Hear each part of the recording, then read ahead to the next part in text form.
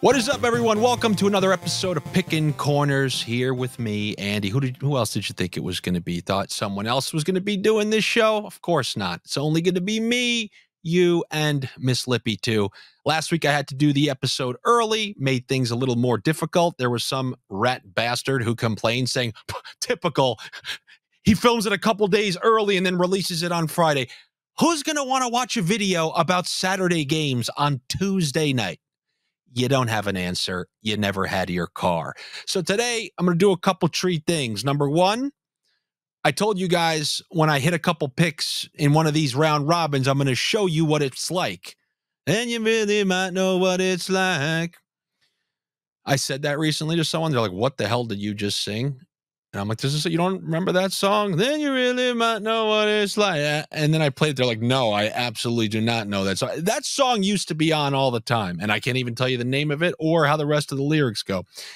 Anyway, about those round robins, if you remember, I told you all you parlay pirates, if you have a bunch of picks that you like, that I was an advocate of utilizing the round robin feature if you're dead set on parlays. And then somebody said, oh, you're going to lose. I never said invest more. I said, if you're going to bet a certain amount, it's better rather than doing a bunch of 5-game, 8-game, 20-game parlays.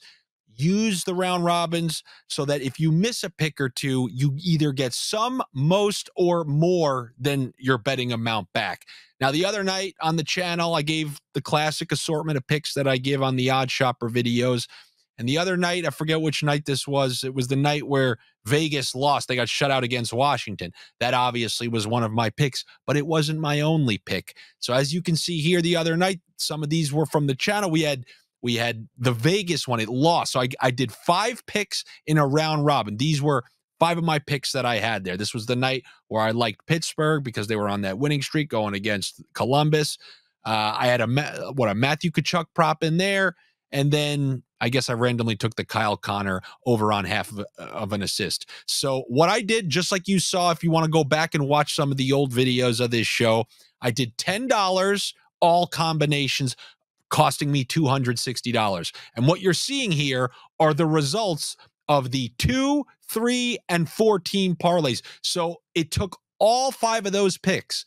And I'm sorry if this is redundant and repetitive. I just one last time wanted to show you why I prefer to do this rather than try to blow all my money. Because nowadays I've come to the conclusion, there's people on the Odd Shopper channel like Greg. He said he never bets a parlay. It's all the picks that he gives straight, and then he shows you his record at the end of the year. That's one of the things that's like catering to wrestling fans where like, oh, look that's a properly performed suplex. I know that the majority of people out there are massive parlayers. Nobody ever has sent me a ticket of their straight wager, and everybody sends me tickets. So I'm just under the assumption that everybody's a bunch of parlayers. On my videos, I started calling somebody who straight bets a regular guy, and I go, hey, there's the regular guy here. Here's what I like. So I'm continuing to do this because I just assume everybody's a bunch of pirates and likes parlaying everything. So look, on the left side, you're going to see, let's start with the 2-team combos. Of those 5 picks, those are all the 2-bet combinations that hit. So you could obviously see everything with the Golden Knights. That's off the board. And then look at the other combinations. These are all $10 bets. Remember, every single bet that you see here was a $10 bet. So if we're looking at that middle row right now, 2 and 3, $10 to win 36, 2 and 4, $10 to win 47. I must have had a couple good plus money bets in there.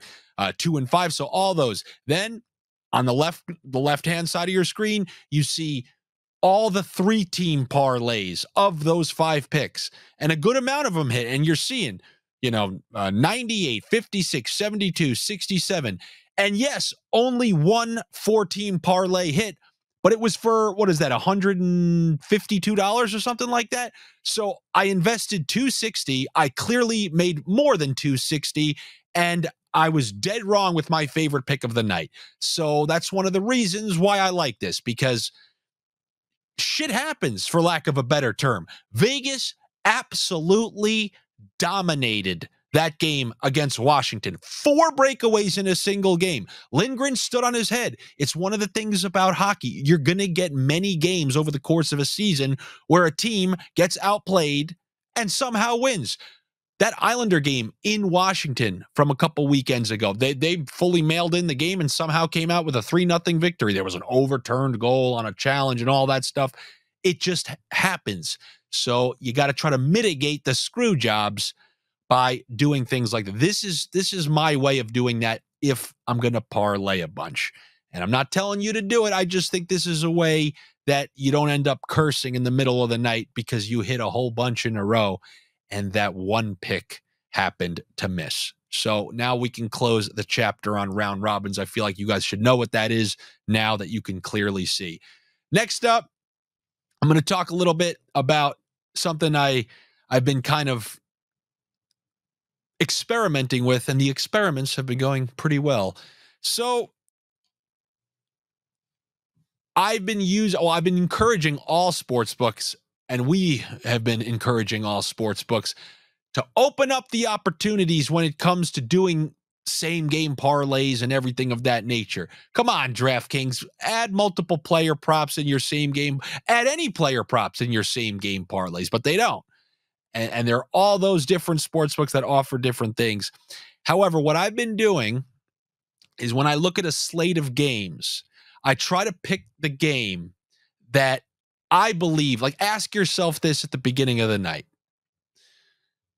Actually, come back on me full screen for a second. We'll go to that in a second. Ask yourself at the beginning of the night, which of these games do I see a shutout in? Which of these do I think, oh, there's a chance they're not going to score a single goal? And the other night, last weekend, for example, I was like, Vegas was hosting the Sharks. This is when the Sharks was just absolute garbage. They've since turned it around. And I did one or two of these bets, and they all hit.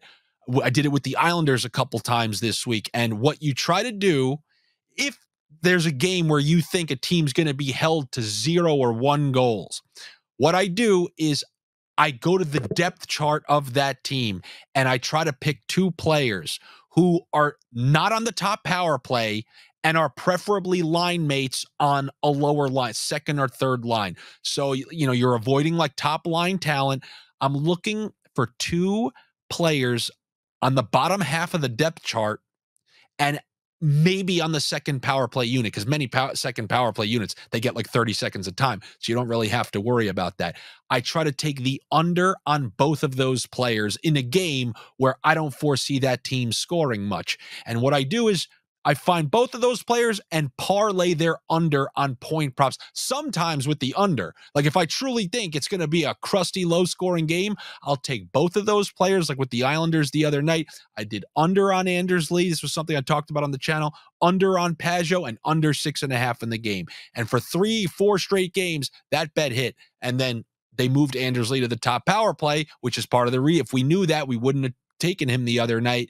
But you do those 2 together by themselves is plus money in and of itself, or with an under.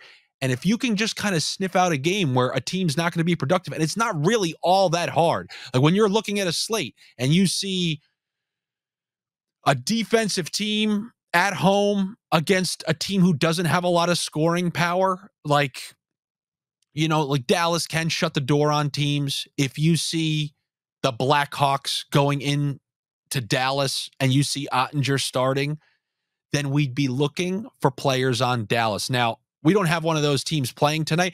Kind of. I would prefer, you guys know me, I don't really trust the Florida Panthers defense, but I'm going to pick this as an example just so I can show you guys. So now if we can open up. So in this game right here, now let's imagine this was in Florida or something. Florida's been playing great defense. What I'm going to do is I'm going to go to the same game parlay tab, and I'm going to go down to the player points. And I just want to remind you, not every single sports book offers this. So you have to be able to play on one of the ones that does. Bet365 does. Hard Rock does. I'm not sure which other ones do. So if we can scroll down to the Ducks, who, I would consider the lesser of the 2 teams. So this is our player pool from the Ducks, right? Now, if we can open up a daily face-off, which will have your line combinations. And what I'm looking for, scroll down to that, the power plays. Okay, so I kind of want to stay away from these guys. I want to stay away from that top power play unit because obviously every time there's a penalty, they're going to be on the ice and they're going to get the majority of the first crack at it. They're going to get that first 70 seconds, which sometimes goes into in a minute and a half. I'm looking at the players who preferably aren't on any power play, but most of the time, third and fourth line players aren't listed on the player point props. So this second power play, I'm looking for Strome. And if we go back to the line combos, if we go now, scroll up to the line combos. Okay, who do we got on that Strome line? We got McTavish and Vetrano. But what I'm seeing on this depth chart is Jacob, whatever, Silverberg on the third line. Now I'm scrolling back down on that to that second power play unit. So we have a third line player on the second power play unit. I'm going to take him and Cam Fowler not to register a point. So I would do one of two things, either Strome and Vetrano or Fowler and Silverberg because they're on the lower line combinations and they're not getting power play time. So I'll go with Fowler there and then where is he? Was Silverberg was he not on this list? That's my fault. Doesn't matter. So, uncheck the under half on Fowler and go under half on Vetrano and under half on Strome. So both of these guys are line mates on the second line. So the reason I will go for second line players over first line players because some of these teams have an unbelievable first round player. Like I don't want to be messing with Bedard and Hall and stuff like that, but I will be messing with those second line players. Now, if this game is in Dallas, like we're not going to do this tonight because they're at home, but both of these players together, you take the under on those. You're just looking for that line to get blanked. In a perfect scenario, like with the Islanders, we had the under on Anders Lee and John Gabriel Pageau, third line players, and with minimal power play time. So these are the kind of bets. Yes, you do have to kind of know the rosters a little bit. You do kind of have to know the power play setups. But what I'm trying to do is parlay two line mates because if you're taking somebody from two separate lines, you're screwing yourself because now you need both of those lines to potentially mess up. I'm taking a lesser line on a team who I'm not projecting to score, but hopefully the team gets shut out and you don't even have to worry about it. But on a night where you see a projected team total, like the under 2.5 is minus on a team because, Vegas thinks they're not going to score much. Find those second line or third line players who are on the second power play unit and can't pick up a cheap power play point. Parlay those together, sometimes with the under in the game. That's what I've been doing lately in some of these games. I hit it with Vegas, a whole bunch of them when they played. Well, they shut out the Sharks last weekend, and then I hit it in back-to-back games with the Islanders, and I lost the other night with the Islanders because out of nowhere, they threw Anders Lee on the top power play unannounced before the game and stuff like that. And he ended up getting a power play goal. That's why we stay away from players on the top power play. So hopefully I explained that well enough where I'm trying to take the unders on players. And I can, when we get to the schedule for Saturday, I will see if there are any games. You guys know I talk about the ruckus games, and then I talk about teams who are on my under list. Well, if there's two teams on that under list playing each other, I think that's a good time to utilize that type of bet and whatnot. Another thing that came up, this was, a lot of times on the Patreon, those are as I told you many times, the people I care about. So if you guys want to join me on there, that's where I'll actually take to heart some of the things you ask, because let's be honest, a lot of the commenters on the Odd Shopper videos, probably even here, they're gargoyles. Many are gargoyles, and they'll just go off about things, not be relaxed and have a calm disposition. They're just going to be all caps, blasting exclamation points. But when people ask me something on the Patreon, everybody's civilized in there. They're not a bunch of animals. I'll always do my best to address that. And the other night I got DM'd about back-to-backs. Like, well, Andy, I know you say, so let me tell you how I feel about the back-to-backs, because Florida is on the second half of a back-to-back tonight.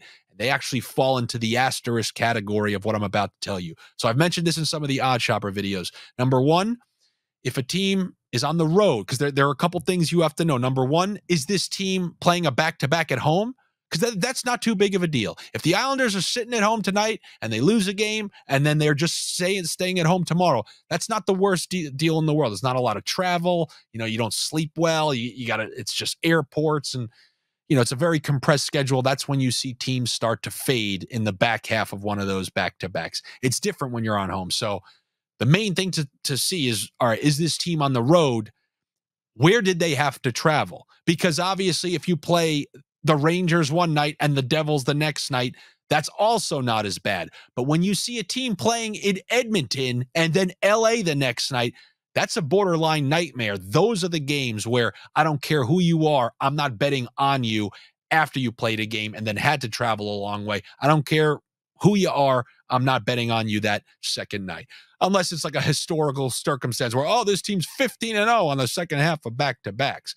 But for the most part, those are the teams that I don't bet on. If anything, if I see a weaker, a veteran team, an older team, and they have to do something like that, they have to travel a lot, or they're on a second half of a back-to-back, have to travel far, and they're playing a good team who's been waiting for them at home, I'm absolutely taking that home team. So you got to ask yourself, where are they traveling in these back-to-backs? They have to be on the road. And then the third thing is the caliber of team. Are they a really good team who's unlikely to lose 2 in a row? Because those teams often do a lot to avoid losing streaks. For example, last Friday, I liked Carolina against Florida. They lost. If you were just to think, now they have to play the next night against Tampa, that's not a far travel. And B, a team like Carolina, you don't see lose back-to-back games and a lot. And if they lose one, they usually give you a little extra push on that next night. And one of the guys on Patreon, he DM'd me saying, and he was right on the money. It's something I never talked about. But when you have a quality team, they go above and beyond to prevent those second half of back-to-backs from being losses. And that's an interesting thing about Florida tonight. So this is a night I wouldn't bet on Anaheim. They lost a tough one against the Kings. And I lived over there. You want to know how far the other rink is away? 45 minutes. So there's not a lot of traveling. They're a quality team relative to the Ducks. I think if I had to pick in this game, I would pick Florida because of that loss last night. That's another team that I don't see. Like, you may see a slightly better effort than if they lost last night. I know that sounds ridiculous, but there's like a psychology aspect to it. There is. Like, after you lost, you got to push a little more for that next win when you're playing back-to-backs, or else you're just piling up losses. So that is how I feel about back-to-backs. In quick summation, you bet against the team who's on the road, has to travel a long way for the second half of a back-to-back, and preferably playing anybody who's decent to good. I'll even take a bad team, but decent to good is, you want a great example? Vancouver. They played the Isles 2 nights ago. Then they played Calgary last night. Not a far distance to travel, but Calgary was a rested, worse team than them, and I gave that pick out on the channel. Those are the types of things we're looking for. Those types of slight advantages Vancouver's a great team, but they got the win against the Islanders. So they're not pushing it. They don't have to push that hard. And it was a comeback win, one that they had to exert a lot of energy, overtime. So I thought that was a great time to take the Flames as the Flames trickled like 3 out of 4 wins. There's a series of hurricanes as the NHL season is going on, and you're trying to sync them up when they're coming towards each other in a way that you can predict what's going to happen, as I use an analogy with one of the most unpredictable things in the world, which is a hurricane's pattern. Or so they say. So there's some sniff theory for you. I always try to give you a little bit before we take a look at the games. I know why many of you are here. You want my first opinions on the Saturday games, and that's exactly what you're going to get right now if we have the opportunity to pull these up. We're going to start with, you guys know what I said about the games over there in Europe and Sweden? Higher ruckus potential than a Wednesday night in January in Nashville. There was ruckus in that Leafs game. It just happened too little ruckus too late. but there was a flurry by the Toronto Maple Leafs. And Nylander, the over the shots on goal, over half of a point, over 1.5 points, and the goal. I don't give goals often, but when I do, I drink Dos Equis and give out a correct William Nylander. So that was good to see. This is also over there out of curiosity because it's one of these early games. Actually, don't click into it. But you know, sometimes for early games, they'll have the same game parlay things listed, but they won't have the player props listed for tomorrow already. But in that game, if you scroll back up, I probably, you don't have to click it. I would veer over. That was a pretty exhausting game from Ottawa. I interestingly think, as you saw with Detroit, getting that first game under your belt in Europe, it yields an early advantage, like earlier in the game. Because, they've already gotten into it. They've breathed the air up there. They've breathed in that air up there in Sweden. I got a snaky bet. First period, Ottawa Senators. I don't know if they're going to win the game. They blew a 4-goal lead in that last game. We know they can score.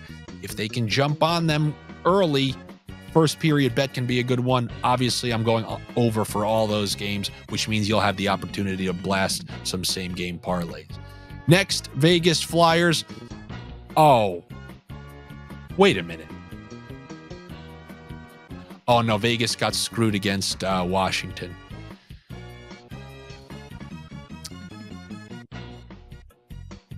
I'm going Vegas.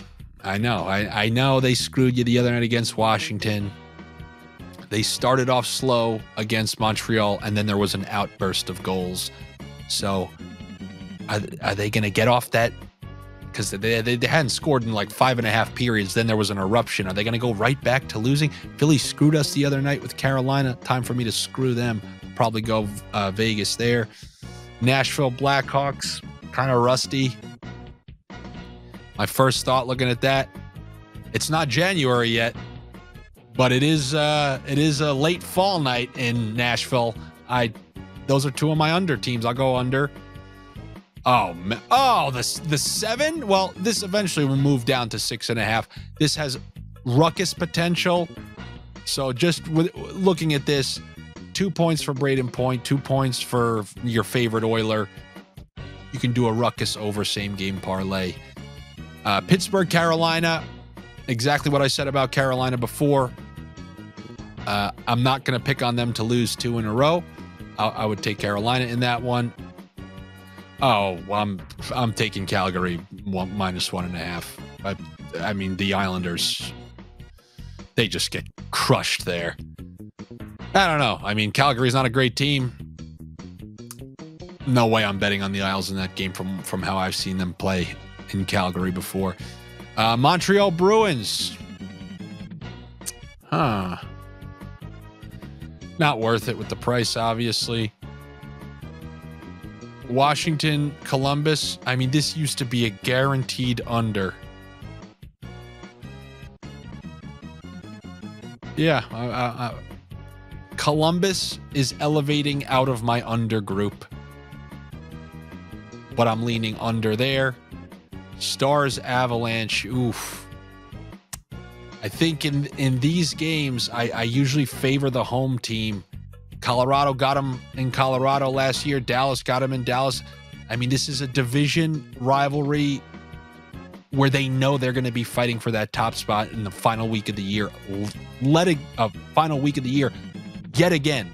If you guys remember the ending to that season, every single game was being won by the Avalanche and the Stars. And every single night it was flip-flopping back and forth, so much to the point that the division was won on the last game of the season, the whole NHL season, a makeup game in overtime by the Colorado Avalanche. And, a little bit of a statement game here earlier in the year. And, Colorado's been very up, very down. They either win by 6 or lose by 6. Maybe that means you either take Dallas by -1.5 or you take Colorado by -2.5. Next one, Canucks coming back home after a loss. Kraken. This is It's not as easy as you would think. I'm not sure yet with that one. You guys know I'm a fan of the Kings. That's not a bad price to get the Kings at on their own home ice. You could obviously use the same game parlay to bring that down with a player point. And those are the picks. That is the Saturday slate. A lot of games there. And if you guys want my full assortment of picks, can't guarantee you they're going to be great. But if you want to know what I eventually put in for Saturday, you got to join me on the Patreon. The link is down below in the description. That's also where you can send me messages, and I'll do my best to answer them here on this channel. One of the people, one of my main guys, probably my main guy, he asked me if he should be taking the Oilers for the Stanley Cup because we're going to get a good price. The answer to that is no. Not with that dog shit defense that they are rolling out there. You can win with any goalie in the NHL. I promise you. I promise you can do that. Cough, cough, Adin Hill in the playoffs last year. You can do that, but you have to make your teams goalie proof, which means you can't not pay attention to defense. If you have no goaltending and no defense and you try to run and gun with everyone, it's over for you. A team like that never even had their car more than most of you, and you guys know how much you've never had your car, as I've reminded you how many times over the last 2 years. All right, that concludes this episode of the show. Thank you guys for coming back once again. This is obviously my YouTube page, so I need you guys to, do the heavy lifting. Comment, like, send this to other people so it could spread naturally. I don't know, man. These algorithms, I joke they get together once a week and they have a nice laugh at the amount that I put out there without cracking through this algorithm. So if you guys can do me that favor, would mean a lot to me. You can get that sniff drip, any of these shirts that you want from andyfrancis.com. That will redirect you to the Squarespace store where I sell it. It's also right on my front page of my Instagram profile on my Instagram shop. You could be a sniffer, just like that guy right there that you see. And when we hit all our picks, you know what that is. That's a raker's delight, and you could have me dancing with a top hat in the middle of the crease. All right, guys, I will see you next week. I look forward to it. I'll talk to you then.